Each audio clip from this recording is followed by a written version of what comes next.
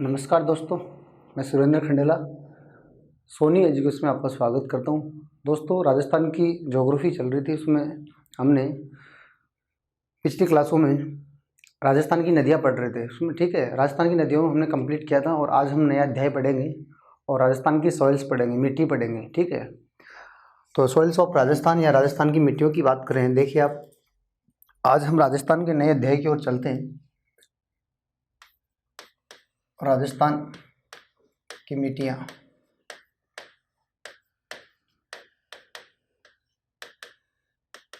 राजस्थान की मिट्टियाँ पढ़ेंगे, ये नया टॉपिक पढ़ेंगे आज।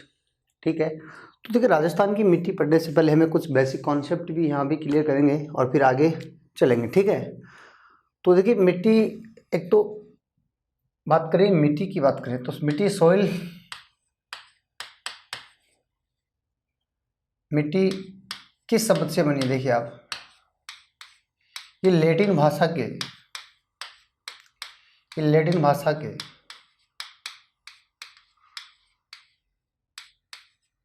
सोलुम शब्द से बना है, जिसका अर्थ क्या होता है? फर्श होता है। अर्थ क्या होता है इसका? फर्श होता है। लैटिन भाषा के, ध्यान रखेंगे यार, मिट्टी जो सोइल है ये लैटिन भाषा के सोलुम शब्द से बनी है, जिसका अर्थ क्या होता है? फर्श होता है। बात समझ पा रहे? तो ये ध्यान रखेंगे। मिट्टी का अध्ययन किस में किया जाता है, ये भी आप ध्यान रखेंगे। एक बात, दूसरी बात आप ध्यान रखेंगे, मिट्टी का अध्ययन, मिट्टी का अध्ययन किस में किया जाता है? अध्ययन, मिट्टी का अध्ययन किस में किया जाता है? पेडोलॉजी में, पेडोलॉजी, या फिर आप कह सकते हैं मृदा विज्ञान। ठीक है, पेडोलॉजी या मृदा विज्ञान में। ठीक है, मृदा विज्ञान, पेडोलॉजी या मृदा विज्ञान में मिट्टी का अध्ययन किया जाता है। ये कौन सी भाषा से लिया गया? लैटिन भाषा से लिया गया। ठीक है, अब देखिए आप एक बात ध्यान रखिए, परिभाषा की मैं बात करूं, आगे बात करूं मैं परिभाषा की, कि मिट्टी की परिभाषा क्या है। तो डॉक्टर बेनेट, अमेरिका के मिट्टी विशेषज्ञ डॉक्टर बेनेट के अनुसार दी गई परिभाषा की मैं बात करूं तो डॉक्टर बेनेट कहाँ के विशेषज्ञ हैं? मिट्टी विशेषज्ञ डॉक्टर कहाँ के हैं? यूएसए के। कहाँ के निवासी? यूएसए के निवासी। इसने परिभाषा की दी है, भूपृष्ठ पर मिलने वाले असंगठित पदार्थ, भूपृष्ठ पर मिलने वाले असंगठित पदार्थ,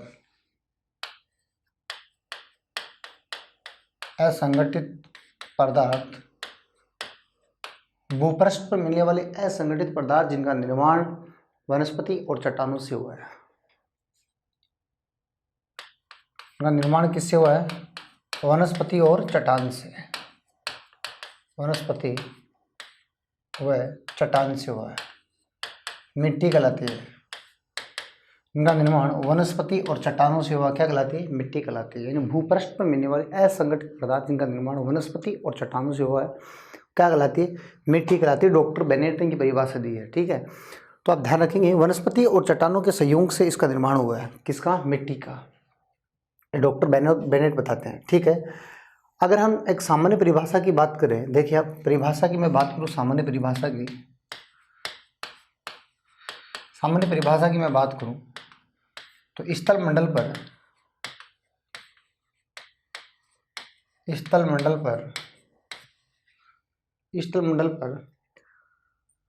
ताप,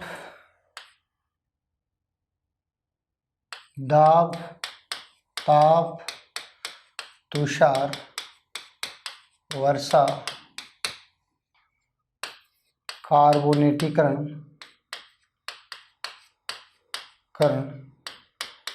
ऑक्सीकरण,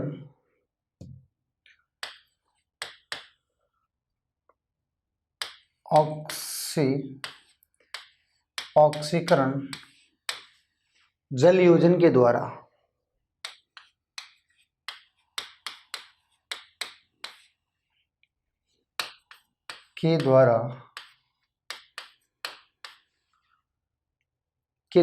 पदार्थ का मिट्टी में बदलना। ठीक है, स्थलमंडल पर दाब, ताप, तुषार, वर्षा, कार्बोनेटीकरण, ऑक्सीकरण, जलयोजन के द्वारा, इन क्रियाओं के द्वारा किसी पदार्थ का या वनस्पति के साथ सहयोग करके मिट्टी में मिलना क्या कहलाता है, मिट्टी का निर्माण होता है। ठीक है, मिट्टी तो कार्बोनेटीकरण ध्यान रखिए, मैं बताऊंगा आगे कार्बोनेटीकरण और ऑक्सीकरण क्या होते हैं, जल योजन क्या होता है। ठीक है, तुषार दाब ये सब क्या होते हैं कि द्वारा मिट्टी का ये करते हैं निर्माण, किसका, मिट्टी का निर्माण करते हैं। यानी मिट्टी का निर्माण किससे होता है, तो आप ध्यान रखेंगे, यानी स्थल मंडल पर वास्तव में मिट्टी का निर्माण होता कैसे। देखिए, ताप दाब तुषार वर्षा कार्बोनेटीकरण ऑक्सीकरण जलयोजन के द्वारा मिट्टी का निर्माण होता है। यानी मिट्टी के निर्माण में सहयोग कौन कौन करता है, तो आप डायरेक्ट ध्यान रखेंगे मिट्टी के निर्माण में ताप दाब तुषार वर्षा कार्बोनेटीकरण ऑक्सीकरण, ठीक है, और जलयोजन की मुख्य भूमिका होती है। इनके द्वारा ही पदार्थ क्या जाता है, टूट जाता है और वो मिट्टी में मिल जाता है। वो चट्टान थी, चट्टानी भाग टूट गया, ठीक है, तो इस प्रकार से इनके द्वारा टूटने के बाद में मिट्टी का निर्माण होता है। तो आप ये कह सकते हैं सर मिट्टी के निर्माण में ताप दाब तुषार कार्बोनेटीकरण और ऑक्सीकरण की भूमिका महत्वपूर्ण है। तो ये सामान्य परिभाषा होगी, जबकि डॉक्टर बेनेट ने बताया कि भूपृष्ठ पर मिलने वाले असंगठित पदार्थ को हम क्या कहते हैं, मिट्टी कहते हैं, जिनका निर्माण वनस्पति और चट्टानों से हुआ है। बात समझ पा रहे हैं। ये होते क्या कार्बोनेटीकरण, ये अभी बात करेंगे हम। देखिए अब मृदा स्वास्थ्य योजना, देखिए मैं आगे बात करता हूँ। मृदा स्वास्थ्य योजना, मृदा स्वास्थ्य योजना मृदा में उर्वरक क्षमता को बढ़ाने के लिए मृदा स्वास्थ्य योजना चलाई गई थी। कब, 19 फरवरी, ये ध्यान रखेंगे आप, डायरेक्ट 19 फरवरी 2015 को चलाई गई थी। कहाँ से चलाई गई थी, श्री गंगानगर से, श्री गंगानगर से चलाई गई थी। ठीक है, श्री गंगानगर में कहाँ से, सूरतगढ़ से चलाई गई थी। ठीक है, इसका उद्घाटन किसने किया था, नरेंद्र मोदी, हमारे भारत के प्रधानमंत्री नरेंद्र मोदी ने इसका क्या किया था, उद्घाटन किया था। ठीक है, तो यहाँ से चलाई गई थी। ध्यान रखिए सूरतगढ़ से कहाँ से चलाई गई थी, मृदा स्वास्थ्य योजना कब चलाई गई थी, 2015 में चलाई गई थी। कहाँ से चलाई गई थी ये ध्यान रखना। ठीक, तो मृदा परियोजना ध्यान रखनी। दो परिभाषा मैंने लिखी है, मिट्टी का अध्ययन पेडोलॉजी में किया जाता है। ठीक है, और मिट्टी कौन सी भाषा का शब्द है, लैटिन भाषा का शब्द है। ठीक है, और लैटिन भाषा के सोलम शब्द से बनी, इसका अर्थ होता है फर्श होता है। ठीक है, तो ये नॉर्मल कॉन्सेप्ट आप ध्यान रखिए। अब मैं देखिए कुछ बातें और आगे चलते हैं। ठीक है, आगे बात चले। देखिए अब आगे में आपको क्या ध्यान रखना है, कुछ महत्वपूर्ण तथ्य पढ़ रहे हैं। महत्वपूर्ण तथ्यों की मैं बात करूं तो महत्वपूर्ण तथ्यों में आप ध्यान रखेंगे। नंबर 1 की मैं बात करूं, ध्यान से देखिए आप, नंबर 1 की मैं बात करूं तो अपक्षय।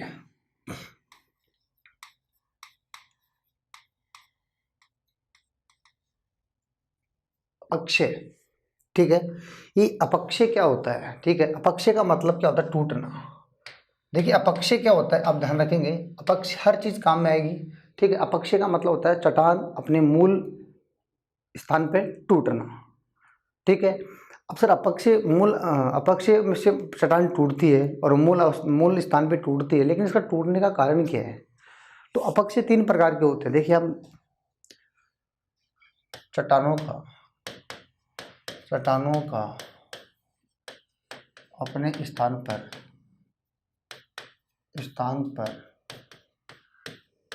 टूटना क्या है, चट्टानों का अपने स्थान पे टूटना क्या कहलाता है, अपक्षय कहलाता है। अपक्षय कितने प्रकार के होते हैं, 3 प्रकार के। अपक्षय 3 प्रकार से हो सकते हैं। अपक्षय कितने प्रकार के, 3 प्रकार के। अपक्षय 3 प्रकार के कौन कौन से, आप ध्यान से देखिए। आप अपक्षय 3 प्रकार से कौन कौन से हो सकते हैं। एक तो आप बताएंगे सर भौतिक अपक्षय, एक तो होता है भौतिक अपक्षय, अपक्षय, एक तो भौतिक अपक्षय होता है, एक होता है रासायनिक अपक्षय, एक होता है जैविक। ठीक है, यानी चट्टान टूटती है उसे अपक्षय कहते हैं। और अब टूटती कैसे है, वो 3 प्रकार से टूटती है। एक तो भौतिक रूप से टूट सकती है चट्टानें, ठीक है, या रासायनिक रूप से टूट सकते हैं, या फिर जैविक रूप से टूट सकती है। और टूटने को ही क्या कहते हैं, अपक्षय कहते हैं। चट्टाने के टूटने को ही अपक्षय कहते हैं। लेकिन टूटने के 3 प्रकार है, तो मैंने बता दिया कि अपक्षय के 3 प्रकार है। ठीक है, तो भौतिक अपक्षय का मतलब क्या है, भौतिक अपक्षय कौन कौन से होते हैं, तो आप बताएंगे सर भौतिक अपक्षय में ताप आएगा, ताप दाब, तुषार, वर्षा।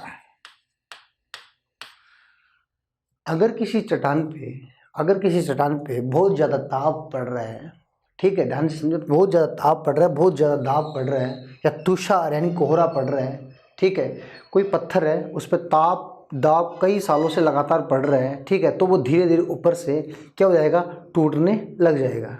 समझ पा रहे हो? अब ये भौतिक क्रिया हो रही है, यानी ताप पड़ रहा है, दाब लग रहा है, तुषार का मतलब समझ पा रहे हैं आप, कोहरे के रूप में, ठीक है, और वर्षा होती है, तो वो धीरे धीरे वो चट्टानें ऑटोमेटिक बहुत लंबे टाइम से होता है। ऐसा नहीं कि ताप पड़ गया 5 दिन हो गए, 5 दिन से ताप पड़ रहा है टूट गई, बट ऐसा कुछ नहीं, लंबे टाइम से है ना, लंबे समय से अगर किसी चट्टान पे ताप दाब तुषार और वर्षा पड़ रही है लगातार, तो वो धीरे धीरे उसका क्या होने लगेगा, अपक्षय। और इस प्रकार इनसे जो अपक्षय होता है वो क्या कहलाता है, भौतिक अपक्षय कहलाता है।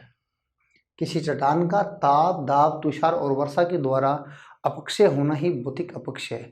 तो आप बता सकते हैं कि भौतिक अपक्षय में किसको शामिल किया जाता है, ठीक है, तो आप बताइए कि भौतिक अपक्षय में इनमें से कौन सा शामिल नहीं है।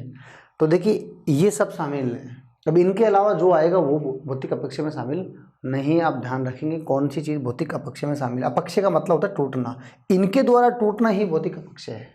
समझ पा रहे? तो ज़्यादा कुछ भी नहीं, आप ध्यान रखें। अब देखिए जैविक अपक्षय में तो जीव जंतु द्वारा, ठीक है, किसी जीव जंतु द्वारा जंगलों में या पहाड़ी क्षेत्रों में जीव जंतुओं के द्वारा किसी चट्टान का टूटना ये बहुत कम होता है, ऐसी प्रक्रिया बहुत कम होती है। जैसे एक पहाड़ी क्षेत्र है, उसमें पहाड़ी क्षेत्र में ऐसे जीव जंतु रहते हैं जो किसी पहाड़ी खुदाई करते हैं, ठीक है, बाहर निकाल देते हैं, ठीक है, पथरीले भाग को बाहर निकाल देते हैं, अंदर बिल बना लेते हैं, तो ऐसा बहुत कम होता है। जैविक अपक्षय वो होता है जीव जंतुओं के द्वारा होता है, ठीक है, जीव जंतुओं के द्वारा ये सबसे कम होता है, सबसे कम होता है। सबसे कम अपक्षय कौन सा होता है, जीव जंतु के द्वारा होता है, ठीक है। और भौतिक अपक्षय मैंने बता दिया। रासायनिक अपक्षय दो प्रकार से हो सकता है, रासायनिक अपक्षय दो प्रकार से होता है। तो कार्बोनेटीकरण, कार्बोनेटीकरण आया था अभी थोड़ी देर पहले, वही बात मैं कर रहा हूँ, कार्बोनेटीकरण, ठीक है। एक है ऑक्सीकरण। कार्बोनेटीकरण और ऑक्सीकरण दो प्रकार से होता है। रासायनिक अपक्षय दो प्रकार का होता है, ठीक है, कार्बोनेटीकरण और ऑक्सीकरण। कार्बोनेटीकरण का मतलब होता है चट्टानों में, अगर कोई चट्टान है, चट्टानों में चूने की मात्रा पाई जाती है। जिस चट्टान में चूने की मात्रा पाई जाती है उस चट्टान में कार्बोनेटीकरण होता है, और कार्बोनेटीकरण के द्वारा वो टूटने लग जाती है। वैसा कैसे होता है, देखिए आप, कार्बोनेटीकरण में क्या होता है, चट्टानों में क्या होती है, चूने की मात्रा पाई जाती है, और ये चूने की मात्रा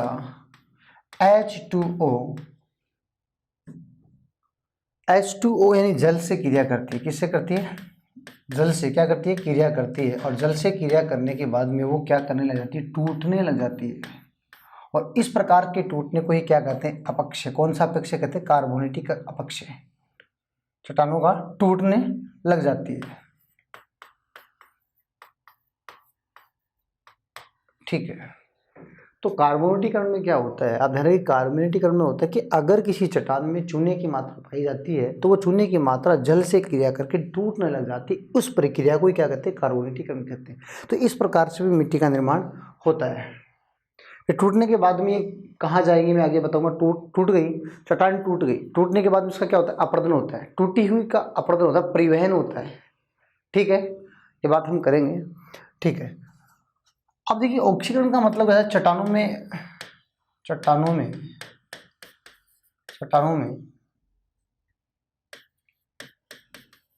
लौहांश की मात्रा पाई जाती है। जिस चट्टानों में लौहांश की मात्रा पाई जाती है, जिन चट्टानों में लौहांश की मात्रा पाई जाती है वहाँ क्या होता है, ऑक्सीकरण होता है, ठीक है। ये लौहांश की मात्रा पाई जाती है तो वो चट्टानें क्या करती हैं, H2O, ठीक है, प्लस से O2 से क्या करती हैं, क्रिया करती हैं। जल और ऑक्सीजन से क्या करती हैं, क्रिया करती हैं, और जल और ऑक्सीकरण से क्रिया करेंगी तो आपको पता है लोहे पे क्या लगेगी, जंग लगेगी। जंग लगने के बाद में धीरे धीरे वो क्या होता है, वहाँ से टूटना प्रारंभ कर देता है। ऐसी प्रक्रिया इन चट्टानों के साथ में होती है, जैसे लोहे के साथ में जंग लगती है वही प्रक्रिया इनके साथ होती है। H2O यानी जल, H2O जल और ऑक्सीजन के साथ में क्रिया करने के बाद में यहाँ देखिए दो चीज़ों से क्रिया हो रही है, यहाँ केवल जल से क्रिया हो रही है। तो ऑक्सीकरण में नाम ही देखिए ऑक्सीकरण है, ठीक है। ऑक्सीकरण में जल और ऑक्सीजन से क्रिया हो रही है, और ऑक्सीजन से क्रिया होने के बाद में चट्टान क्या हो जाती है, टूटने लग जाती है। चट्टान क्या हो जाती है, टूटने लग जाती है। तो इस प्रकार से टूटने को क्या कहते हैं, ऑक्सीकरण। ऑक्सीकरण में किससे क्रिया होती है, कार्बोनेटीकरण में किससे, यहाँ भी टूट रहा है और यहाँ भी टूट रहा है, लेकिन ये सब दोनों क्या है, रासायनिक प्रक्रिया हो रही है। यहाँ भी रासायनिक हो रही है, यहाँ भी इसलिए हमने इसको किस में रख दिया, रासायनिक अपक्ष में रख दिया, ठीक है। बाकी टूट तो रही है, देखिए यही ध्यान रखेंगे आप। टूटने के तीन प्रकार है। भौतिक रूप से टूट सकती है, टूटने का मतलब अपक्ष या तो भौतिक रूप से टूट सकती है, रासायनिक या जैविक। लेकिन रासायनिक में दो प्रकार से टूट सकती है, देखिए आप बात समझ पा रहे हैं। तो इस प्रकार से टूटने को क्या कहते हैं, अब आप ध्यान रखेंगे, जब कोई चट्टान टूटती है उसे क्या कहते हैं, अपक्षय कहते हैं। लेकिन अब एक बात ध्यान रखें, टूटने के बाद जो टूट गई तो ऐसे तो नहीं टूटने के बाद मिट्टी बन गई, नहीं। टूटने के बाद में वो नदियों के द्वारा या जल के द्वारा, जल धाराओं के द्वारा वो आगे बहेगी, ठीक। उसका स्थानांतरण होगा, उसका ट्रांसफर होगा, ठीक है। तो एक स्थान से दूसरे स्थान पर जाएगी टूटने के बाद, उसको क्या कहते हैं, उसको कहते हैं अपर्दन, ठीक है। क्या कहते हैं, अपर्दन कहते हैं। अब मैं अगले पॉइंट की बात कर रहा हूं, अपर्दन। अपर्दन यानी टूटने के बाद उसका परिवहन होना क्या कहलाता है, अपर्दन कहलाता है। चट्टान टूटी तब तो अब अपक्षय कह रहे हो, और अपक्षय के बाद में क्या हुआ, वो बहने लग जाती है, परिवहन होने लग जाता है, उसको कहते हैं अपर्दन कहते हैं। एक आता है अन्नाच्छादित। अन्नाच्छादित आता है। अन्नाच्छादित का मतलब क्या है, टूटने और अपर्दन, यानी टूटी और टूटते ही बहे, टूटना और बहना दोनों प्रक्रिया एक साथ हो। टूटने को बोलेंगे सर अपक्षय और बहने को बोलेंगे अपर्दन। तो टूटना और बहना एक साथ हो तो उसको बोलेंगे अन्नाच्छादित। तो आप बोलेंगे सर अपक्षय प्लस अपर्दन की प्रक्रिया एक साथ दो, अपर्दन और ठीक है। अपर्दन का मतलब बहना और अपक्षय मतलब टूटना और बहना दोनों एक साथ, अपक्षय और अपर्दन की क्रिया एक साथ होती है, उसको क्या बोलते हैं, अनाच्छादित बोलते हैं, ठीक है। तो पहले तो कोई चट्टान टूटी, टूटने के बाद में वो कहीं और बह रही है, और बहने के बाद में वो आगे जाएगी, तो वहाँ कहीं ना कहीं मैदानों में उसका क्या होगा, जमाव होगा। तो ठीक है, मिट्टी का जमाव जहाँ पर होता है उसे क्या कहते हैं, निक्षेपण कहते हैं। लेकिन एक बात ध्यान रखेंगे आप, सर वो जब टूटी उसको बोलेंगे अपक्षय, अपक्षय के बाद में उसका क्या हुआ, अपर्दन हुआ, ठीक है। और ये दोनों प्रक्रिया एक साथ होती है तो उसको अनाच्छादित बोलते हैं। लेकिन जब वो बहती है, आगे जाती है, तो चट्टानें क्या होते हैं, मिट्टी के चट्टान, ठीक है। या तो मिट्टी के चट्टान किसी चट्टान से टकराएंगे, मिट्टी के कण किसी चट्टान से टकराएंगे, या मिट्टी के कण आपस में टकराएंगे, फिर आगे जाके जमाव होगा। तो देखिए प्रक्रिया आपको ध्यान रखनी है। अब आएगा सन्निघर्षण। सन्निघर्षण और एक आता है अपघर्षण। सन्निघर्षण का मतलब होता है मिट्टी के कण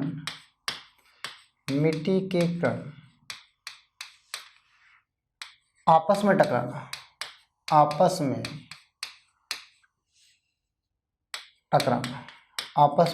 मिट्टी के कण जब आपस में टकराते हैं उसे कहते हैं सन्निघर्षण।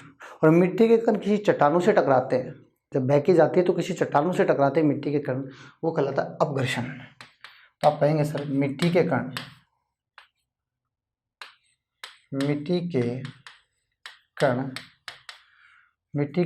किसी चट्टान से टकराते हैं, चट्टानों से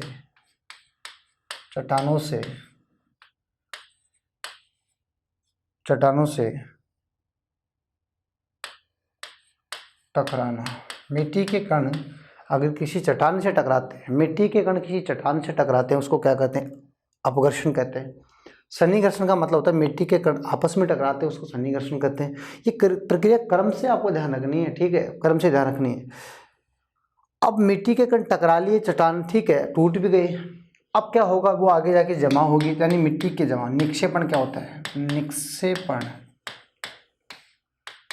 निक्षेपण का मतलब क्या होता है? मिट्टी का जमाव, मिट्टी के कणों का या मिट्टी का कणों या मिट्टी का जमा, मिट्टी के कणों का या मिट्टी का जमाव क्या कहलाता है? निक्षेपण कहलाता है। जिप्सम के जमाव को क्या कहते हैं? वो भी ध्यान रखेंगे, हार्डपन कहते हैं। मैं यहाँ लिख देता हूँ अलग से। जिप्सम के जमाव को क्या कहते हैं? हार्डपन। जिप्सम के जमाव को क्या कहते हैं? हार्डपन कहते हैं। जिप्सम के जमाव को हार्डपन कहते हैं, लेकिन मैं तो बता रहा हूँ मिट्टी के जमाव को क्या कहते हैं, तो आप बताएंगे सर निक्षेपण कहते हैं। क्या कहते हैं? निक्षेपण कहते हैं, ठीक है। इस प्रकार से फिर निक्षेपण हुआ, ठीक है, मिट्टी के जमाव हो गए। अब जमाव होने के बाद में उसमें क्या क्या प्रक्रिया हो सकती है? या तो उसमें निक्षालन की प्रक्रिया हो सकती है या अवक्षालन की प्रक्रिया हो सकती है। देखिए मैं आपको समझाऊंगा वीडियो डिटेल से। देखिए आप, निक्षालन की प्रक्रिया कैसे हो सकती है। अब देखिए आपको ध्यान रखना, निक्षालन, निक्षालन, निक्षालन का मतलब ये है मिट्टी के कण जहाँ जमा हुआ है। देखिए ये क्षेत्र, जैसे ये सूर्य है, ये सूर्य है, ये बादल है, ठीक है, और ये भूपृष्ठ है, ठीक है, भूपृष्ठ है, ठीक है, और यहाँ पर क्या हो रही है? वर्षा हो रही है। आप समझ आएंगे इस बात को, ये क्या है? वर्षा है। अब देखिए निक्षालन क्या होता है? निक्षालन को लीचिंग भी कहते हैं। अब देखिए वर्षा, ये सूर्य है, ठीक है, और ये बादल में वर्षा हो रही है, ठीक है, और यहाँ क्या हो रहा है? वर्षा का जल इकट्ठा हो रहा है। ये क्या है? वर्षा जल है, वर्षा जल। इस वर्षा जल के द्वारा देखिए बहुत ज़्यादा वर्षा तो हो रही है, ठीक है, वर्षा का इतना जल क्या हो गया? इकट्ठा हो गया, फिर ठीक है। तो इस वर्षा जल में लगातार वर्षा हो रही है, होती रहती है लगातार, ऐसा नहीं बीच में गैप हो रहा, आज हो गई कल हो गई, लगातार होती रहती है। मतलब कुछ क्षेत्रों में होती है, जो मैं बताऊंगा आपको भारत में कहाँ कहाँ होती है। भारत में तो पूर्वी भाग में होती है, भारत में दक्षिण भाग में, पश्चिमी तट पर होती है। इन क्षेत्रों में क्या होता है? लगातार वर्षा होने से क्या होता है? मिट्टी के कण, मिट्टी के जो ह्यूमस की मात्रा होती है या कार्बनिक पदार्थ की मात्रा होती है, वो वर्षा जल में घुल के नीचे चली जाती है, ठीक है। तो एक कार्बनिक पदार्थ क्या नीचे चली जाती है? ये देखिए मिट्टी के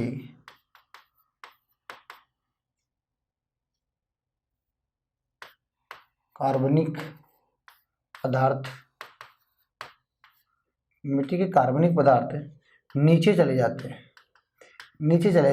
इस प्रक्रिया को क्या कहते हैं? निक्षालन कहते हैं। यानी मिट्टी के कण कार्बनिक पदार्थ नीचे चले जाते हैं, मिट्टी के कार्बनिक पदार्थ या मिट्टी में ह्यूमस की मात्रा कहाँ चली जाती है? नीचे चली जाती है। तो ये ऊपर वाला भाग क्या हो जाता है? उपजाऊ नहीं रहता है, अनुपजाऊ हो जाता है। तो यहाँ पर छोटी जड़ें वाले पेड़ पौधे फसल नहीं होती है, बाजरा गेहूँ ऐसा कुछ भी नहीं होता है, ठीक है। इसका उदाहरण मैं बता दूँ, ऐसा कौन सी मिट्टी में होता है? देखिए आप, ऐसा कौन सी मिट्टी में होता है? आप ध्यान रखेंगे, ऐसा लेटेराइट मिट्टी में होता है, लेटेराइट मिट्टी में होता है। ऐसा कहाँ होता है? लेटेराइट मिट्टी में होता है, ठीक है। और भारत में कहाँ होता है? तो आप बताएंगे सर केरल में ऐसा सर्वाधिक होता है, केरल में होता है ऐसा, केरल में सर्वाधिक होता है, ठीक है। तो यहाँ इसमें बागवानी कृषि सर्वाधिक की जाती है। ऐसी प्रक्रिया में क्या होती है? बागवानी कृषि सर्वाधिक होती है। लंबी जड़ें वाले पौधों की आवश्यकता होती है, मतलब लंबी जड़ वाले होंगे तो अपने पानी को सोख लेंगे, क्योंकि यहाँ की तो अनुपजाऊ होगी, ठीक है। तो यहाँ छोटी जड़ें वाले पेड़ पौधे नहीं होते, ना ही यहाँ पर फसल होती है। तो इस प्रक्रिया को क्या कहते हैं? लीचिंग कहते हैं। लीचिंग मतलब निक्षालन कहते हैं। लीचिंग का मतलब निक्षालन। तो आप बताएंगे सर अगर ज़्यादा बारिश होती है तो उसके कण पानी मिट्टी में, वर्षा में मिट्टी में घुल जाते हैं, ठीक है। इस वर्षा के जल में मिट्टी के कण घुल जाते हैं और नीचे बैठ जाते हैं। कार्बनिक पदार्थ जो, ठीक है, वो उर्वरक क्षमता इसकी कहाँ बैठ जाती है? नीचे। ऊपर क्या होता है? अनुपजाऊ भाग होता है। ऐसा लेटेराइट मिट्टी में सर्वाधिक होता है, ध्यान रखेंगे आप, ठीक है। और केरल में सर्वाधिक होता है बागवानी कृषि की जाती है, इसमें चाय, ठीक है, कॉफ़ी चाय ये की जाती है, लंबी जड़ें वाले, ठीक है। तो ध्यान रखिए निक्सालन क्या होता है। अब निक्सालन के बाद में एक ऐसा कौन सी मिट्टी में होता है, लेटराइट मिट्टी में। अब आप इसका विपरीत देखिए, आप अवक्षालन,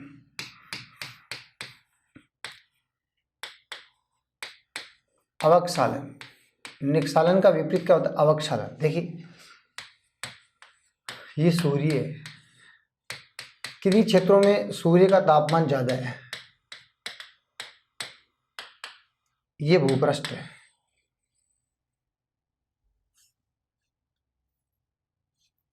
ये क्या है, भूपृष्ठ। अब किन क्षेत्रों में सूर्य का तापमान ज़्यादा होता है, जहाँ गर्मी ज़्यादा होती है, वहाँ क्या होता है, ये जल है, ठीक है, ये वर्षा हो रही है, ठीक है, ये बादल है, ठीक है, और यहाँ क्या हो रही है, वर्षा हो रही है, ये क्या है, वर्षा है। अब आप देखिए कम वर्षा हो रही है, ठीक है, वर्षा जल, और वर्षा क्या हो रही है, कम हो रही है, वर्षा कम हो रही है, और तापमान क्या है, तापमान के अधिक है। जैसे मरुस्थल में बात करूँ मैं, ऐसा कहाँ होता है, मरुस्थल में, मरुस्थल की बात कर रहा हूँ मैं, ठीक है, वर्षा कम हो रही है, तापमान के ज़्यादा है। अब आप देखिए वर्षा कम हो रही है सर, तापमान ज़्यादा है, तो इस मिट्टी में, मिट्टी से क्या होगा, तापमान जैसे ही ज़्यादा पड़ेगा, ठीक है, तो ये इस जल का क्या होगा, वाष्पोषण होगा। तो वाष्पोषण के द्वारा जब ये वाष्पोषण होगा, केशोकर्षण विधि से वाष्पोषण जब होगा, तो आप बताइए सर जैसे ही वाष्पोषण होगा तो केशोकर्षण विधि से नीचे वाले लवणता के कण क्या आएंगे, ऊपर आएंगे, लवणता के कण क्या आएंगे, ऊपर आएंगे, किसके कण आएंगे, ऊपर आएंगे, लवणता, लवणता की मात्रा क्या होगी, ऊपर आएगी, ऊपर आएगी। वाष्पोत्सर्जन होगा, और वाष्पोत्सर्जन होगा तो क्या होगा, लवणता की मात्रा ऊपर आएगी, क्योंकि जल वहाँ सूखेगा, ठीक है, तापमान से वाष्पोत्सर्जन होगा, और कौन सी विधि से, केशोकर्षण विधि से वाष्पोत्सर्जन होगा, तो लवणता की मात्रा क्या है कि ऊपर आएगी। ऐसा कौन सी मिट्टी में होता है, रेतीली मिट्टी में सर्वाधिक होता है, रेतीली मिट्टी में सर्वाधिक होता है, मरुस्थलों में सर्वाधिक होता है। तो वाष्पोत्सर्जन जब लवणता की मात्रा ऊपर आएगी तो यहाँ पर एक परत जम जाती है, और लवणता की मात्रा अधिक हो जाती है। इसी कारण लवणीय मिट्टी में ऐसा, मरुस्थल में सर्वाधिक लवणीय मिट्टी देखने को मिलती है, ठीक है। लवणता मिट्टी का प्रभाव ज़्यादा सबसे इसी प्रकार से होता है। इस प्रक्रिया को हम कहते हैं अवक्षालन। अवक्षालन में होता है क्या है, वाष्पोत्सर्जन होता है। वाष्पोत्सर्जन का क्या होता है, केशोकर्षण विधि से लवणता की मात्रा ऊपर आ जाती है, बस इतना ध्यान रखना, लवणता की मात्रा ऊपर आती है, जब ऊपर आती है उसको क्या कहते हैं, अवक्षालन कहते हैं। और उसमें मिट्टी के कण घुल के कार्बनिक पदार्थ नीचे चले जाते हैं, उसको क्या कहते हैं, निक्षालन। नीचे चले जाते हैं उसको निक्षालन कहते हैं, ऊपर आते हैं उसको अवक्षालन कहते हैं। ऐसा रेतीली मिट्टी में होता है, और वो पहले वाला कौन सी मिट्टी में होता है, लेटराइट मिट्टी में होता है। दोनों ही मिट्टी ध्यान रखेंगे आप, ठीक, वहाँ वर्षा सर्वाधिक होती है, यहाँ वर्षा क्या होती है, कम होती है, या तापमान ज़्यादा होता है, ठीक है, वहाँ तो वर्षा और तापमान दोनों ज़्यादा होते हैं, लेकिन यहाँ पर केवल तापमान ज़्यादा है और वर्षा क्या है, कम है। इस कारण कौन सी प्रक्रिया हो रही है, अवक्षालन प्रक्रिया हो रही है। अब एक बात ध्यान से देखिए आप, अब देखिए मैं एक बात बताता हूँ आप, अब आप क्या बता रहे थे सर, ये चट्टान है। अब जितनी भी हमने बात पढ़ी उनकी दोबारा एक बार बात करता हूँ मैं, चट्टान है, चट्टानों की मैं बात करूँ, ये चट्टान है, ध्यान से देखिए अब ये चट्टान है। पहले ये चट्टान क्या हुई, टूटी, पहले क्या हुई है, टूटी, क्या हुई, जब टूटी उसको आपने क्या कहा, अपक्षय, उसको हमने क्या कहा, अपक्षय। जब वो टूटी उसको हमने कहा अपक्षय, यही बात है, जब वो टूटी उसको हमने क्या कहा, अपक्षय कहा। ये चट्टान थी, ये टूटी, अब टूटी कैसे, आप बताएंगे सर। टूटने का कारण या तो ताप है, या दाब है, या तुषार है, या वर्षा है, या कार्बोनेटीकरण है, कार्बोनेटीकरण या ऑक्सीकरण है, यही कारण है। इनमें से ये तो भौतिक कारण है, और ये क्या है, रासायनिक कारण है। तो देखो आप एकदम उन चीज़ों को दोबारा तोड़ के पढ़ रहे हैं, जितनी बातें मैंने पढ़ी उनको दोबारा एक शॉर्ट में पढ़ रहे हैं। तो चट्टान थी वो टूटी, ठीक है, टूटने का कारण मैंने बता दिया, ये भौतिक और वो रासायनिक, ठीक है। टूटी और टूटने के बाद में ये आगे बहेगी, ये कण क्या होंगे, आगे जाएंगे। जब ये टूटने के बाद में ये कण आगे जाएंगे, इन कण, ठीक है, बहेंगे, आगे जाएंगे, यानी इनका स्थानांतरण होगा, स्थानांतरण होगा या इसका परिवहन होगा। क्या होगा, कणों का परिवहन होगा। इस बात को हम क्या कहेंगे, तो आप बताएंगे सर इस बात को हम कहेंगे अपरदन। क्या कहेंगे, अपरदन कहेंगे। कण आगे जा रहे हैं किसी भी कारणों से, किसी भी, या तो नदियों के द्वारा जा रहे हैं, किसी भी माध्यम से जा रहे हैं, तो जब टूटने के बाद में आगे जा रहे हैं, स्थानांतरित हो रहे हैं, उनका परिवहन हो रहा है, उस बात को कहेंगे अपरदन। बात समझ पा रहे हैं। लेकिन एक बात ध्यान रखेंगे, और फिर मैंने बताया कि अपरदन हो गया, और ये दोनों प्रक्रिया एक साथ होती हैं, यानी 2 और 3 एक साथ होती है, वो क्या कहलाता है, जब 2 और 3 यानी टूटना, आगे देखिए आप, यानी टूटना, अपक्षय, अपक्षय और अपरदन एक साथ होता है, तब आप बताएंगे सर उसको कहते हैं अनाच्छादित। उसको क्या कहते हैं, अनाच्छादित कहते हैं। ठीक है, ठीक है, उसको क्या कहते हैं, अनाच्छादित कहते हैं। दोनों प्रक्रिया एक साथ होती है, उसको क्या कहते हैं, अनाच्छादित होते हैं। ठीक है, उसको क्या कहते हैं, टूटने के बाद में अपरदन हुआ, जब टूटी उसको क्या कहेंगे, अपक्षय कहेंगे। तो अपक्षय के बाद में क्या हुआ, क्रम से ध्यान रखना, अपक्षय के बाद में अपरदन, अपरदन के बाद में अनाच्छादित, यानी दोनों प्रक्रिया एक साथ अनाच्छादित हो गया। फिर जैसे ही मिट्टी के कण आगे चलेंगे, तो मिट्टी के कण जैसे इनका स्थानांतर होगा, मिट्टी के कणों की मैं बात कर रहा हूँ, मिट्टी के कण, ठीक है, ये किसी चट्टान से टकराएंगे, चट्टान से टकराते हैं।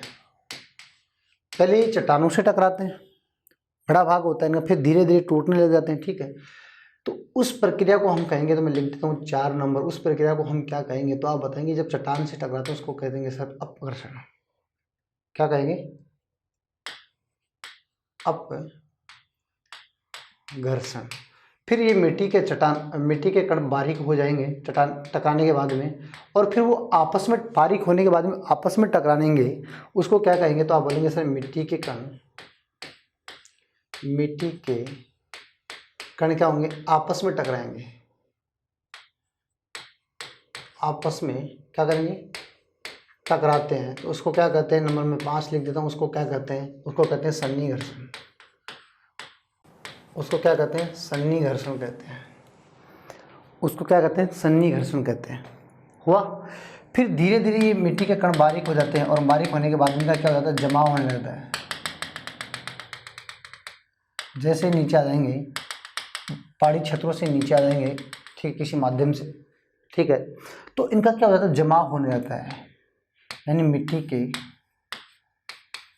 के जमाव, कण को, जमाव को क्या कहते हैं, अब इसको क्या कहेंगे, निक्षेपण कहेंगे, निक्षेपण कहेंगे। यही हुआ क्रम, ध्यान देखिए आप, पहले टूटी, फिर उसका अपरदन हुआ, फिर अनाच्छादित हुआ, फिर टकराए आपस में, तो उसको क्या कहेंगे, अपघर्षण। फिर वो चट्टानों से टकराए, उसको अपघर्षण, फिर आपस में टकराए और बारीक हो गए, उसको क्या कहेंगे, तो आप बताएंगे उसको सर सन्निघर्षण कहेंगे। फिर आगे जाके बारीक होने के बाद जमाव होगा मिट्टी का, पहाड़ी क्षेत्रों से आके ऐसे जमा हो गया, उसको क्या कहेंगे, निक्षेपण कहेंगे। अब निक्षेपण के बाद में क्या होता है, आप बता सकते हैं सर निक्षेपण के बाद में क्या होता है, या तो निक्षेपण के बाद में अगर जहाँ पर वर्षा ज़्यादा है, तापमान ज़्यादा, तो वहाँ तो निक्षालन होगा। निक्षालन में कण कहाँ चले जाते हैं, नीचे चले जाते हैं। या क्या होगा, जहाँ पर वर्षा कम होती है, तापमान ज़्यादा होता है, उसमें क्या होता है, मिट्टी में लवणता की मात्रा ऊपर आती है, उस प्रक्रिया को कहते हैं अवक्षालन। अवक्षालन कहते हैं उसको, क्या कहते हैं, अवक्षालन कहते हैं। तो आप समझ पाए होंगे, उम्मीद करता हूँ आप समझे होंगे इस बात को। देखिए आप, ये प्रक्रिया है हमारे सामने,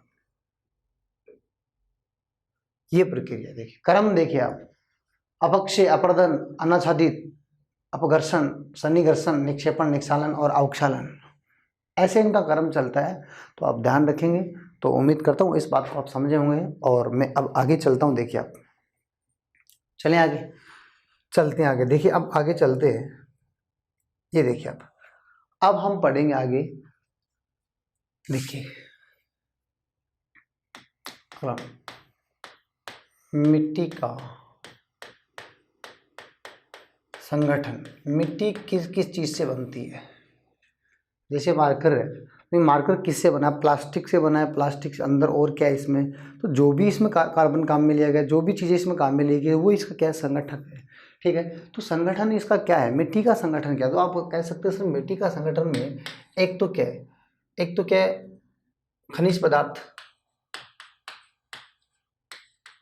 एक तो मिट्टी में क्या होता है? खनिज पदार्थ होता है। ठीक है, एक होता है कार्बनिक पदार्थ होता है।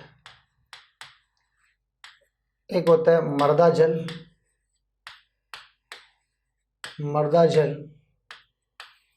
एक होता है मृदा वायु।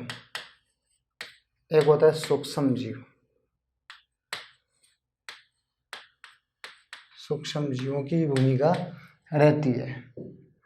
तो जब मिट्टी बनती है, उस मिट्टी में खनिज पदार्थ कितने होते हैं? 40 से 45% क्या होते हैं? खनिज पदार्थ होता है मिट्टी में। और कार्बनिक पदार्थ की मात्रा होती है 5 से 10% होती है। अब आप देखिए ये दोनों कितने परसेंट हो गई? अगर ये 40 है तो ये 10 होगी, और ये 45 है तो ये 5 होगी। ठीक है, मिट्टी में। ठीक है, लगभग इतनी होती है। मृदा जल कितनी होती है? 25% मात्रा होती है मृदा जल की, और 25% मात्रा होती है मृदा वायु की। तो टोटल कितना परसेंट हो गए? 100% हो गए। सूक्ष्म जीव की इनकी साथ में इनकी भूमिका होती है। तो मिट्टी कैसे बनती है? मिट्टी के संगठन कौन से? ये मिट्टी के क्या है? संगठन है। आप ध्यान रखेंगे ये मिट्टी के संगठन कौन कौन से हैं। डायरेक्ट क्वेश्चन पूछ सकते हैं, कार्बनिक पदार्थ की मात्रा निम्न में से कितनी होती है? मृदा जल कितनी होती है? वायु जल कितनी होती है? इन सब की भूमिका से क्या बनती है? मिट्टी बनती है। ठीक है, तो इन सब की भूमिका से मिट्टी बनती है। अब मैं बात करूं मिट्टी को प्रभावित करने वाले कारक।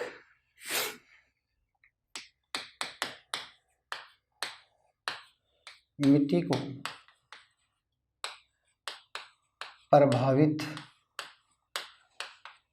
करने वाले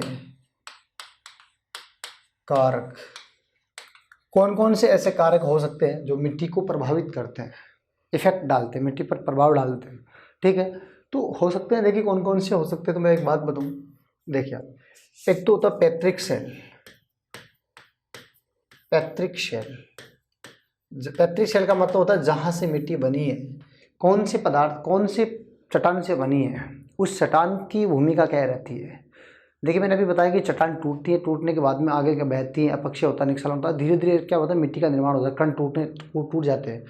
तो जब जिस चट्टान से टूटी है वो पैट्रिक सेल है। उस पैट्रिक सेल की भूमिका ये होती है कि जब वो टूटी थी तो उसमें जितने भी खनिज पदार्थ की मात्रा थी वो सब कहाँ चली गई? उस मिट्टी में चली गई। तो मिट्टी में खनिज पदार्थों की मात्रा किससे आती है? पैट्रिक सेल से आती है। ठीक है, ये क्या करती है? मिट्टी में खनिज पदार्थ की मात्रा का निधन करती है। ठीक है, मिट्टी में खनिज पदार्थ की मात्रा पाई जाती है। वो किसके कारण पाई जाती है? तो पैट्रिक सेलों के कारण पाई जाती है। तो आप कह सकते हैं पैट्रिक सेल मिट्टी को कैसे प्रभावित करता है? उसमें जो भी मिट्टी में जो भी खनिज की मात्रा है, मिट्टी में जो भी खनिज की मात्रा वो पैट्रिक सेल से आई है, तो आप कह सकते हैं पैट्रिक सेल मिट्टी को प्रभावित करता है। ठीक है, जिस पैट्रिक सेल में खनिज की मात्रा ही नहीं है, ऐसी चट्टान जिसमें कोई खनिजों की मात्रा, उस मात्राओं का अंश ही नहीं है, तो उस मिट्टी में भी कोई खनिज की मात्रा का अंश नहीं होगा। जिस चट्टान से वो मिट्टी टूटी है और उस चट्टान में किसी खनिज की मात्रा का अंश है तो उस मिट्टी में भी खनिज पाया जाएगा। तो वास्तव में कह सकते हैं कि पैट्रिक सेल मिट्टी को जरूर प्रभाव करेगा। अगर पैट्रिक सेल में खनिज की मात्रा है तो मिट्टी में भी खनिज की मात्रा पाई जाती है। तो मिट्टी में खनिज की मात्रा कहाँ से पाई जाती है? तो आप बता, कहाँ से मिलती है? तो आप बताएंगे पैट्रिक सेल से मिलती है। तो पैट्रिक सेल मिट्टी को क्या करता है? प्रभावित करता है। बात समझ पा रहे हैं? दूसरी बात, जलवायु मिट्टी को कैसे प्रभावित करता है? मिट्टी में रासायनिक क्रिया को प्रभावित करता है। मिट्टी में जो भी रासायनिक क्रिया होती है उसको प्रभावित कौन करता है? जलवायु प्रभावित करता है। जैसे मरुस्थल है, मरुस्थल में तापमान ज़्यादा होता है, वहाँ छोटे छोटे सूक्ष्म जीव नहीं पाए जाएंगे, और छोटे छोटे सूक्ष्म जीव नहीं पाए जाएंगे तो वह रासायनिक क्रिया नहीं करेंगे। ठीक है, और रासायनिक क्रिया नहीं करेंगे तो ह्यूमस की मात्रा नहीं पाई जाएगी। ह्यूमस का मतलब होता है वहाँ, ठीक है। ह्यूमस का मतलब था छड़े गले कार्बनिक पदार्थों को मिट्टी में मिलाना, किसके द्वारा? सूक्ष्म जीवों के द्वारा। तो वही ह्यूमस की मात्रा बनती है। तो मरुस्थल में नहीं बनती, क्योंकि मरुस्थल में सूक्ष्म जीव पाए नहीं जाते, क्योंकि तापमान क्या होता है? ज़्यादा होता है। तापमान ज़्यादा होने के कारण वहाँ सूक्ष्म जीव क्या होता है? खत्म हो जाते हैं, मर जाते हैं। तो सूक्ष्म जीव मर जाते हैं तो वो क्या नहीं कर पाते हैं? वहाँ पर ह्यूमस की मात्रा नहीं बना पाते हैं। ठीक है। तो रासायनिक क्रिया को प्रभावित करते हैं। और जहाँ पर ज़्यादा वर्षा होती है तो वहाँ सूक्ष्म जीव ज़्यादा पाए जाते हैं। देखिए आप सर्दियों में देखेंगे दीमक ज़्यादा लगती है सर्दियों में, और वर्षा ऋतु में क्या होती है? दीमक ज़्यादा लगती है, लेकिन गर्मियों में नहीं लगती इतनी। समझ पा रहे हो आप? यही कारण है, क्योंकि सूक्ष्म जीव होते नहीं गर्मियों में, तापमान से क्या होता है? मर जाते हैं। तो जहाँ पर वर्षा ज़्यादा होती है, ठीक है, वहाँ क्या होता है? सूक्ष्म जीव ज़्यादा होते हैं, ठीक है, और वहाँ रासायनिक क्रिया हो सकती है और ह्यूमस की मात्रा बन जाती है। तो रासायनिक क्रिया को प्रभावित करती है कौन? जलवायु। और सबसे सक्रिय कारक भी कौन सा? जलवायु है। ठीक है। मिट्टी को प्रभावित करने वाला सबसे मोस्ट कारक कौन सा है? जलवायु है। आप ध्यान रखेंगे, सबसे सक्रिय कारक है। मिट्टी को प्रभावित करने वाले कारकों में सबसे सक्रिय कारक कौन सा है? जलवायु है। ये क्या करता है? रासायनिक क्रिया, मिट्टी में रासायनिक क्रिया को प्रभावित करता है। मिट्टी में रासायनिक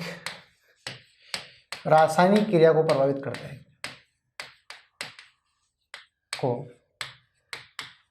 करता है, ठीक है। जहां पर तापमान ज्यादा है, तापमान अधिक, वर्षा कम, वह रासायनिक ह्यूमस की मात्रा नहीं बन पाती। सूक्ष्म जीव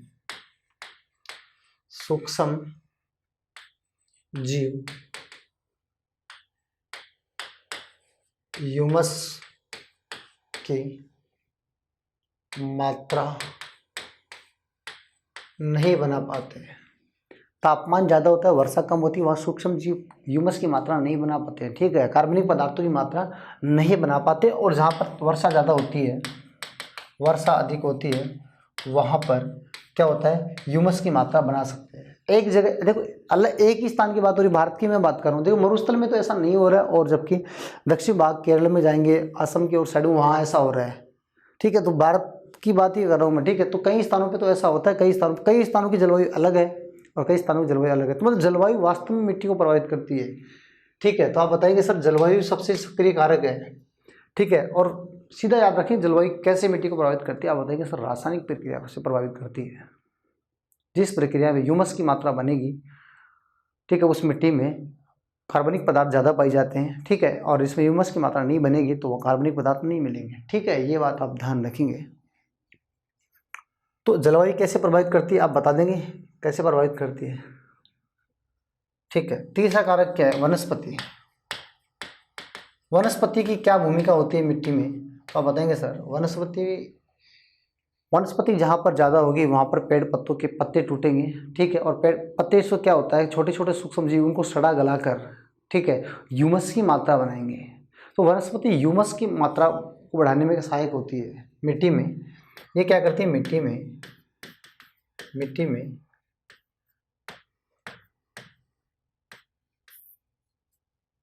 ह्यूमस की मात्रा, वनस्पति क्या करती है? मिट्टी में ह्यूमस की मात्रा को बढ़ाती है। ठीक है। जहाँ पर वनस्पति नहीं होंगे तो पेड़ पौधे नहीं होंगे, या वनस्पति नहीं होगी तो आप खुद देख लीजिए, वहाँ पर पत्ते नहीं पड़ेंगे, पत्ते नहीं गिरेंगे तो छोटे सूक्ष्म जीव किसको सड़ा गला कर मिलाएंगे मिट्टी में। और सड़ा गला कर मिलाते हैं, खाद्य पदार्थ के रूप में उसको मिला देते हैं। कौन? सूक्ष्म जीव। तो वहाँ क्या होती है? ह्यूमस की मात्रा बन जाती है, यानी कार्बनिक पदार्थों की मात्रा। ह्यूमस का मतलब कार्बनिक पदार्थ बन जाते हैं। ठीक है। तो वो मिट्टी क्या होती है? उपजाऊ ज़्यादा होती है। लेकिन वनस्पति नहीं है तो मिट्टी उपजाऊ नहीं रहेगी। ठीक है। वहाँ वनस्पति होना बहुत ज़रूरी है। ठीक है। तो वनस्पति मिट्टी में ह्यूमस की मात्रा को क्या करती है? बढ़ाती है। किसके माध्यम से? सूक्ष्म जीवों के माध्यम से। ऐसा तो है नहीं कि वनस्पति खुद मिलाएगी, ऐसा कुछ भी नहीं। वनस्पति के पेड़ पत्ते, छोटे छोटे पेड़ या पत्तियाँ गिरेंगी तो उस पत्तियों को कौन गलाएगा? सूक्ष्म जीव गलाएंगे। ठीक है। ये बात ध्यान रखेंगे। तो वनस्पति प्रभावित करने का कारण बस इतना ध्यान रखें, वनस्पति कैसे प्रभावित करती है? ह्यूमस की मात्रा को बढ़ाती है। ठीक है। ये बात आप ध्यान रखेंगे। भूमिगत जल, ये भूमिगत जल मिट्टी को कैसे प्रभावित करता है? मिट्टी में नमी प्रदान करता है। जहाँ पर भूमिगत जल ज़्यादा है वहाँ नमी रहेगी, नहीं है वहाँ पर क्या रहेगा? सूखा रहेगा। तो ये क्या करेगा? मिट्टी में नमी प्रदान करता है, प्रदान करता है। तो ये भी मिट्टी को प्रभावित करता है। जहाँ पर नहीं है वहाँ मिट्टी प्रदान, नमी प्रदान नहीं करेगा। जहाँ पर जल, भूमिगत जल ज़्यादा है तो वहाँ नमी रहेगी, ठीक है। तो भूमिगत जल भी मिट्टी को क्या करता है, प्रभावित करता है। सूक्ष्म जीव ये भी प्रभावित करते हैं। देखिए आप, सूक्ष्म जीव, ये सूक्ष्म जीव क्या करते हैं, मिट्टी में खनिज रासायनिक क्रिया करते हैं, और रासायनिक क्रिया के द्वारा खनिज और कार्बनिक पदार्थों को क्या करते हैं, अलग करते हैं, ठीक है। ये खनिज पदार्थों को, ह्यूमस की मात्रा को क्या करते हैं, अलग करते हैं,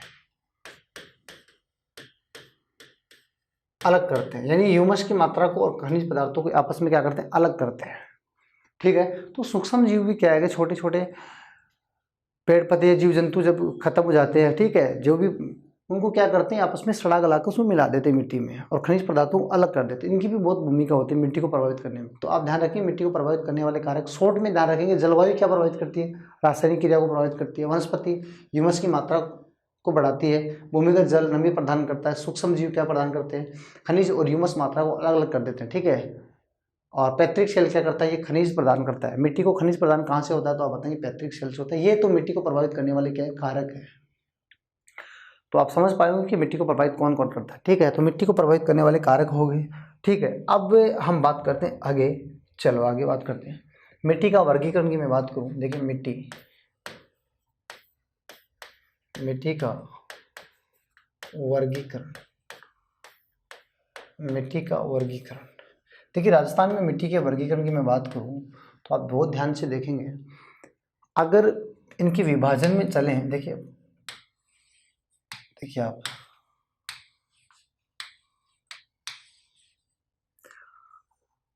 देखिए कणों के आधार पर मैं बात करूं, कणों के आधार पर राजस्थान में कणों के आधार पर 4 प्रकार की मिट्टी है। राजस्थान में कणों के वर्गीकरण की बात करें तो उनमें कणों के आधार पर कितने प्रकार की, 4 प्रकार की मिट्टी है, ठीक है। और मैं बताऊं विश्वव्यापी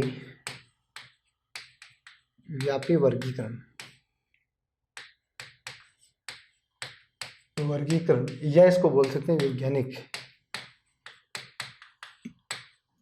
वैज्ञानिक आधार पर, वैज्ञानिक आधार पर मिट्टी कितने प्रकार की है, तो आप बताएंगे सर 5 प्रकार की है। एंटीसोल, एरिडीसोल, एल्फीसोल, वर्टिसोल, इंसेप्टिसोल, ये पढ़ेंगे हम। तो 5 प्रकार की वैज्ञानिक आधार पर मिट्टी है राजस्थान में, ठीक है। और कणों के आधार पर कितने प्रकार की, 4 प्रकार की है,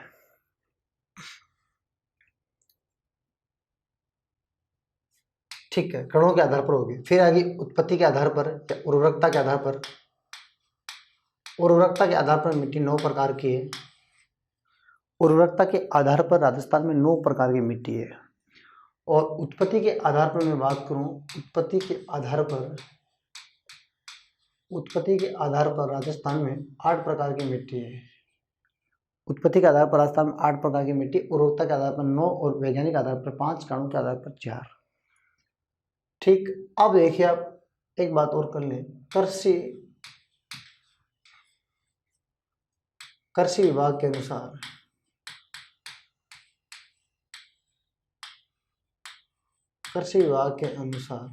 राजस्थान में 14 प्रकार की मिट्टी है। कृषि विभाग के अनुसार राजस्थान में 14 प्रकार की मिट्टी पाई जाती है। मेरी बात समझ पा रहे हैं, 14 प्रकार की मिट्टी राजस्थान में पाई जाती है कृषि विभाग के अनुसार। तो ये तो मिट्टी का वर्गीकरण हो गया। अब इस मिट्टी के वर्गीकरण को एक एक को देखेंगे। तो कणों के आधार पर देखिए आप, सबसे पहले देखिए आप कणों के आधार पर मिट्टी, कणों के आधार पर मिट्टी के प्रकार, कणों के आधार पर मिट्टी के प्रकार कितने हैं, 4 प्रकार हैं।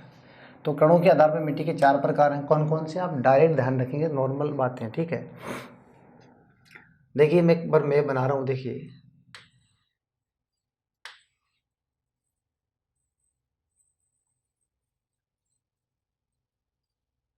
ये देखिए आप, ठीक है। ये देखिए आप कणों के आधार पर, तो कणों के आधार पर मिट्टी की मैं बात करूं तो यहां देखिए आप,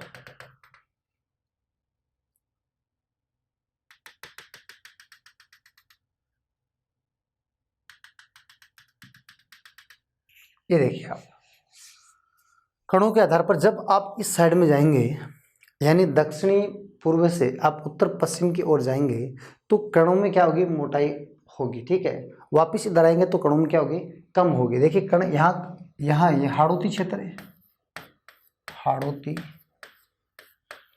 क्षेत्र है, यहाँ पर बारीक कण वाली मिट्टी पाई जाती है। नंबर 1 बारीक कण,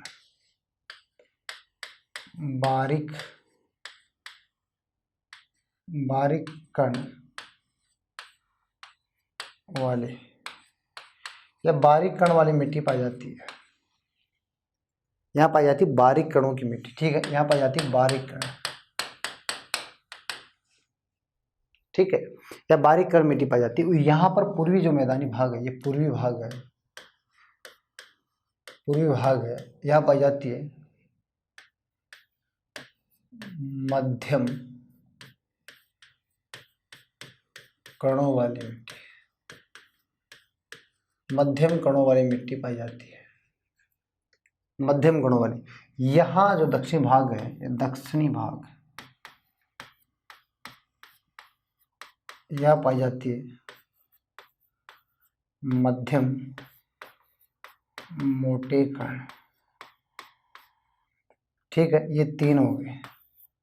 और ये मरुस्थल है, इस मरुस्थल में किस प्रकार की मिट्टी पाई जाती है, मोटे कणों वाली, मोटे कणों वाली मिट्टी पाई जाती है। अब आपको जिले बताने की कोई ज़रूरत नहीं, मैं जिले बताऊंगा भी नहीं, ठीक है, आप खुद देख लीजिए यहाँ कौन कौन से जिले आ रहे हैं। उदयपुर आ रहा है, ठीक है, उदयपुर आ रहा है, राजसमंद आ रहा है, ठीक है, डूंगरपुर आ रहा है, बांसवाड़ा आ रहा है, ठीक है, प्रतापगढ़ आ रहा है, चित्तौड़ आ रहा है, ठीक है। ये कौन, चित्तौड़ आ रहा है, ये कौन से कण वाली मिट्टी है, मध्यम कणों वाली मिट्टी है, मध्यम मोटे कणों वाली मिट्टी। इसमें ये कौन सा क्षेत्र है, हाड़ौती क्षेत्र। तो हाड़ौती में कौन सा आता है, कोटा, बारा, बूंदी, झालावाड़, ठीक है, ये इसमें आते हैं। इसमें भीलवाड़ा आ गया, भीलवाड़ा भी आता है इसमें, ठीक है। तो आप खुद देख लीजिए यहाँ जितने भी जिले हैं उसमें आते हैं मध्यम मोटे कण वाले। इधर देखिए आप, बारीक से किधर जा रहे हैं, मोटे की ओर जा रहे हैं। ये बारीक, ये मध्यम मोटे, फिर मोटे, ठीक है। यहाँ कौन से आते हैं आपको पता ही है, ये कौन कौन से जिले हैं, पूर्वी जिले हैं, पूर्वी भाग में। तो पूर्वी भाग में शेखावाटी आ गया, इधर अलवर, जयपुर, भरतपुर ये आ गया, ठीक है, अजमेर आ गया। ये सब क्षेत्र किसमें आ रहे हैं, इसमें आ रहे हैं मध्य मोटे कण वाले में, ठीक है। भीलवाड़ा अजमेर तक का क्षेत्र यहाँ तक आता है, अजमेर भी इसमें भी आता है, अजमेर और इसमें आता है, ठीक है। ये जिले जितने भी है, शेखावाटी के आगे जयपुर, अलवर, भरतपुर, धौलपुर, करौली, सवाई माधोपुर, ये सब किस में आते हैं, मध्यम मोटे कण वाले में आते हैं, ठीक। और आप कैसे इसमें किस माटी को शामिल करते हैं, इसे कले चिक्का मिट्टी भी कहते हैं, मिट्टी कहते हैं, ठीक है। ये मिट्टी कैसी होती है, काली मिट्टी है। इसका रंग कैसा होता है, काली मिट्टी है, काली मिट्टी है। ये मिट्टी कैसी है, चिक्का मिट्टी भी कहते हैं, इसको काली मिट्टी भी कहते हैं। और मिट्टी वास्तव में कैसी, काली मिट्टी है। तो काली मिट्टी बारीक कणों वाली मिट्टी होती है। तो देखिए मैं बता देता हूँ आपको, ये देखिए आप, इसमें कृषि कौन सी होती है, कपास, खट्टे फल, कपास, खट्टे फल, इनकी कृषि सर्वाधिक होती है, ठीक है। कपास सर्वाधिक होता है, वर्टिसोल के नाम से भी जानते हैं इसको। ये मिट्टी है बारीक, इसकी जल ग्रहण क्षमता क्या होती है, जल धारण क्षमता क्या होती है, अधिक होती है। लंबे समय तक इसमें जल बना रहता है। जल धारण क्षमता इसकी क्या होती है, ज़्यादा होती है, लेकिन इसकी ग्रहण क्षमता क्या होती है, कम होती है। जल ग्रहण क्षमता कम होती है। बालू में जल ग्रहण क्षमता ज़्यादा होती है। बालू में कितना ही पानी डाल दो आप, सोख लेगी वो, ठीक है। इसमें जल ग्रहण क्षमता कम होती है, इसमें सोखने की कैपेसिटी कम होती है। लेकिन इसमें एक बार पानी डाल दिया तो उसको लंबे समय तक वो गिली रहेगी। उसको धारण क्षमता ज़्यादा है, लेकिन इसकी ग्रहण क्षमता क्या है, कम है, ठीक है। और ये बारीक कणों वाली मिट्टी, इसको कले और चिक्का भी कहते हैं। इसमें काली मिट्टी को शामिल किया जाता है। और खट्टे फल और कपास के लिए क्या है, प्रसिद्ध है। और कहाँ पाई जाती है, हाड़ौती क्षेत्रों में पाई जाती है। ये बातें आप ध्यान रखेंगे तो उम्मीद करता हूँ आप समझ पाए होंगे बारीक कणों वाली। ठीक है, अब आप बताएंगे सर इधर जाएंगे तो मोटे कण होंगे, है ना। हाँ, इसमें कौन सा क्षेत्र आता है, पूर्वी जिले आते हैं, सब क्या आते हैं, पूर्वी जिले आते हैं। अब आप ध्यान रखेंगे पूर्वी जिले कौन कौन से, शेखावाटी आगे, अलवर, भरतपुर सब ये आगे। ठीक है, धौलपुर, सवाई माधोपुर सब आगे। इसमें किस मिट्टी को शामिल किया जाता है, जलोढ़ मिट्टी को शामिल करते हैं। किस मिट्टी को, जलोढ़ मिट्टी को शामिल करते हैं, शामिल किया जाता है, जलोढ़ मिट्टी को शामिल करते हैं। इस मिट्टी का निर्माण कैसे होता है, उपजाऊ यही है, उपजाऊ क्या है, सर्वाधिक है, ये सर्वाधिक उपजाऊ है। इस मिट्टी का निर्माण कैसे होता है, देखिए आप, इस मिट्टी का निर्माण कैसे होता है, नदियों के द्वारा बहा कर लाई गई, नदियों के द्वारा बहा कर लाई, नदियों के द्वारा बहा कर लाई गई तल छट्टी से होता है या अवसाद से होता है। इस मिट्टी का निर्माण नदियों के द्वारा होता है। जलोढ़ मिट्टी इसमें शामिल की जाती है। जलोढ़ मिट्टी कैसी होती है, मध्यम कणों वाली मिट्टी होती है, पूर्वी जिलों में पाई जाती है, सर्वाधिक उपजाऊ है, सर्वाधिक कृषि इसमें होती है, सर्वाधिक कृषि होती है। इसमें सर्वाधिक कृषि होती है। इसमें रबी की फसल भी होती है और खरीफ की फसल भी होती है, रबी और खरीफ दोनों प्रकार की फसलें होती है इसमें। ठीक है, सबसे ज़्यादा उपजाऊ है। इस मिट्टी का निर्माण कौन करता है, तो आप बताएंगे सर नदियों के द्वारा। इस मिट्टी का निर्माण कैसे होता है, ये बात मैं बताने वाला हूँ। इस मिट्टी का निर्माण कैसे होता है, देखिए आप, मैं इसमें बता देता हूँ आपको इस मिट्टी का निर्माण कैसे होता है। देखिए ये ज्वालामुखी है, ठीक है, एक ज्वालामुखी निकलता है, सुनना आप, ज्वालामुखी निकलता है तो उसका कुछ भाग, देखिए आप, कुछ भाग तो क्या होता है, जैसे कुछ भाग तो उसका क्या ऊपर निकल जाता है ऐसे, और कुछ भाग क्या होता है, अंदर रहता है। जब ज्वालामुखी निकलता है तो उसमें क्या होता है, कुछ भाग ऊपर निकलता है तो मैग्मा नीचे रह जाता है, लावा ऊपर निकल जाता है। कुछ भाग नीचे रह जाता है, उसको क्या कहते हैं, मैग्मा। मैग्मा और लावा क्या होता है, ऊपर आता है, लावा क्या आता है, ऊपर आता है, मैग्मा क्या होता है, अंदर रह जाता है। तो इससे तो क्या होता है, ग्रेनाइट बन जाती है। ये क्या, आग्नेय चट्टान है। इससे तो क्या होता है, ग्रेनाइट बन जाती है जमाव से, इस मैग्मा के जमाव से ग्रेनाइट बन जाती है। लेकिन जो ऊपर निकल जाता है उसको बोलते हैं लावा। ठीक है, और लावा से क्या होता है, बेसाल्ट चट्टान बनती है। क्या बनती है, बेसाल्ट चट्टान बनती है, बेसाल्ट चट्टान बनती है। और बेसाल्ट चट्टान में लोहांश की मात्रा सर्वाधिक पाई जाती है। ठीक है, और लोहांश की मात्रा H2O प्लस O2 से क्या करती है, क्रिया करती है, और ये आपस में क्या हो जाती है, टूट जाती है, और टूटने से एक मिट्टी का निर्माण होता है। और वो कौन सी मिट्टी बनती है, काली। आप समझ पा रहे हैं, ज्वालामुखी निकलती है, नीचे वाला भाग होता है उसको मैग्मा कहते हैं, उसके जमाव से वो क्या बन जाता है, ग्रेनाइट बन जाती है। लेकिन जो ऊपर जो लावा आता है उस लावे से बनती है बेसाल्ट चट्टानें। देखिए ग्रेनाइट नीचे है, बेसाल्ट ऊपर है। ठीक है, बेसाल्ट चट्टानों में लोहांश की मात्रा पाई जाती है, और लोहा अगर जल और ऑक्सीजन से क्रिया करेगा तो आपको पता है जंग लगेगी, और जंग लगने के बाद में टूटने की प्रक्रिया प्रारंभ हो जाती है। ठीक है, तो ऑक्सीजन और जल से क्रिया करके वो टूटने लगते हैं और काली मिट्टी का निर्माण होता है। तो आप ध्यान रखेंगे ज्वालामुखी से इस मिट्टी का निर्माण होता है, किसके, काली मिट्टी का। तो उम्मीद करता हूँ आप समझ पाए होंगे इस बात को। इस मिट्टी का निर्माण किससे होता है, तो आप बताएंगे इस मिट्टी का निर्माण होता है सर किससे होता है, नदियों के द्वारा बहाकर लाई गई मिट्टी से होता है। अब बात इन दोनों मिट्टियों की करेंगे। अब हम बात करेंगे इन दोनों मिट्टियों की। ये देखिए आप, इसमें कौन कौन सी मिट्टी शामिल की जाती है, इसमें से लाल, पीली, ठीक है, इसमें लाल पीली, ठीक है, मिट्टी, और लाल लोमी मिट्टी भी कह सकते हैं हम, को शामिल किया जाता है। लाल पीली मिट्टी को इसमें शामिल किया जाता है। ठीक है, ये ध्यान रखिए, लाल और पीली मिट्टी को इसमें शामिल किया जाता है। ठीक है, और इसमें कृषि कौन सी होती है, मक्का की कृषि होती है, कृषि मक्का, मोटे अनाज की कृषि सर्वाधिक होती है। ठीक है, इसमें जल ग्रहण क्षमता इसकी भी क्या होती है, कम होती है। ठीक है, इसकी भी जल ग्रहण क्षमता क्या होती है, कम होती है। ग्रहण का क्या, ग्रहण, जल ग्रहण, जल ग्रहण क्षमता इसकी भी क्या होती है, कम होती है। ठीक है, इसमें लाल मिट्टी को शामिल किया जाता है। ये ज़्यादातर माही बेसिन में आता है। ठीक है, ये आता है चंबल बेसिन में। अब ध्यान रखेंगे, वो चंबल बेसिन में, ये माही बेसिन में, ये बाणगंगा बेसिन में। ठीक है, ये बाणगंगा बेसिन, ये चंबल बेसिन और ये माही बेसिन, अलग अलग मैंने बता दिए। ये बारीक कण, ये बीच के कण, फिर ये मध्यम मोटे कण और ये मोटे कण। अब देखिए, अब ये कहाँ पाई जाती है? मरुस्थल में पाई जाती है, सर्वाधिक यही पाई जाती है राजस्थान में सर्वाधिक। ठीक है, इसमें बाजरा की कृषि सर्वाधिक होती है। ठीक है, कण क्या होते हैं इसके? मोटे होते हैं। जल ग्रहण क्षमता क्या होती है? अधिक होती है। जल ग्रहण क्षमता इसकी क्या होती है? अधिक होती है। जल ग्रहण अधिक होता है। जल धारण इसकी क्या होती है? कम होती है। जल धारण क्षमता इसकी क्या होती है? कम होती है। रबी की फसल सर्वाधिक होती है। राजस्थान में सर्वाधिक यही है। कहाँ पाई जाती है? मरुस्थल में पाई जाती है। ये ध्यान रखेंगे, लिखा हुआ है मरुस्थल में पाई जाती है। तो उम्मीद करता हूँ कणों के आधार पर 4 प्रकार की मिट्टी कौन कौन से क्षेत्र में। जिले डायरेक्ट आपको जिले पूछेंगे, कौन से जिले में आप बताएंगे। मरुस्थल में जो भी जिले हैं उसमें कौन सी मिट्टी है? मोटे कण वाली। दक्षिण भाग में ये जो जिले हैं उसमें कौन सी है? मध्यम मोटे वाली। ठीक है, और पूर्वी राजस्थान के जिले हैं उनमें कौन सी है? तो आप बताएंगे सर उनमें कौन सी है? तो आप बताएंगे मध्यम कण वाली। और जो ये हाड़ौती के पठार में उसमें कौन सी है? ठीक है, बारीक कणों वाली। तो मैंने बता दिया, आप आराम से उतार सकते। देखिए आप, ये देखिए उतार लीजिए आप। ठीक है,